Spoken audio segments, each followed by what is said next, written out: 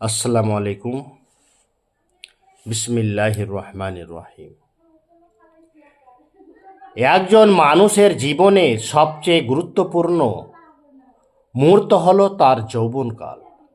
যৌবনকালকে একজন মানুষের জীবনের স্বর্ণযুগ বলা যেতে পারে, কিন্তু যৌবনকাল মানুষের জন্য যেমনই গুরুত্বপূর্ণ তেমনি ঝুঁকিপূর্ণ।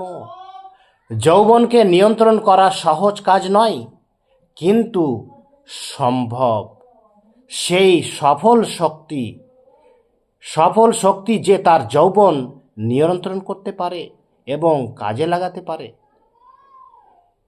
একজন যুবকের জন্য ভালো থাকাটা খুবই চ্যালেঞ্জিং হলেও তার খারাপ থাকাটাও অত্যন্ত সহজ, কারণ এ সময়টাতে একজন যুবককে হাতছানি দিয়ে ডাকতে থাকে অসংখ্য অশুভ শক্তি।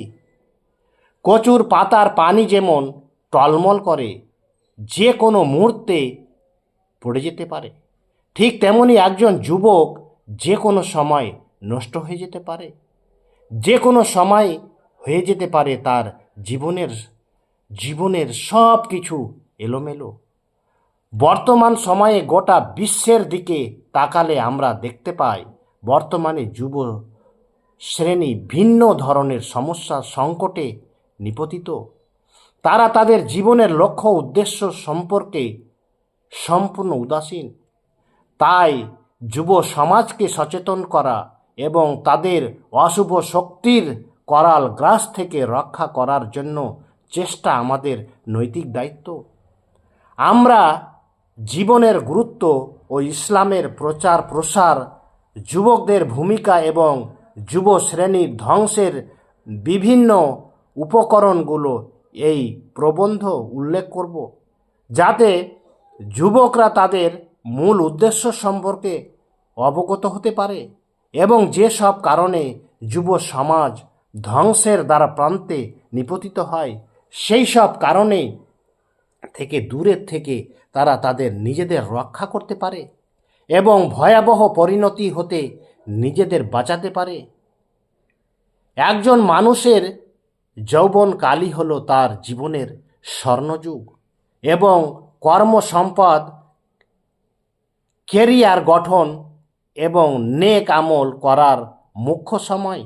এ সময়টিকে যে কাজে লাগাবে সে উন্নতি করতে পারবে, আর যে সময়টিকে হেলাফেলায় নষ্ট করবে সে জীবনের কোনো উন্নতি করতে পারবে না। কারণ মানুষের যৌবনকাল দুটি দুর্বলতা, বাল্যকাল ও বার্ধক্যকাল। এর জন্য মাঝে একটি সবলতা ও শক্তি। সুতরাং সময়টিকে সর্বোচ্চ গুরুত্ব দেওয়া কাজে লাগানোর জন্য চেষ্টা করাই হলো বুদ্ধিমানের কাজ এবং তার জীবনের স্বর্ণযুগ। এ কারণেই যে রাসূলুল্লাহ সাল্লাল্লাহু আলাইহি সাল্লাম বলেন যে তোমরা পাঁচটি জিনিসের পূর্বেই গনিমত, সুবর্ণ সুযোগ মনে করো। তোমার যৌবনকে কাজে লাগাও বার্ধক্য আসার পূর্বে, তোমার সুস্থতাকে কাজে লাগাও অসুস্থ আসার পূর্বে, তোমার সচ্ছলতাকে কাজে লাগাও অসচ্ছলতা আসার পূর্বে,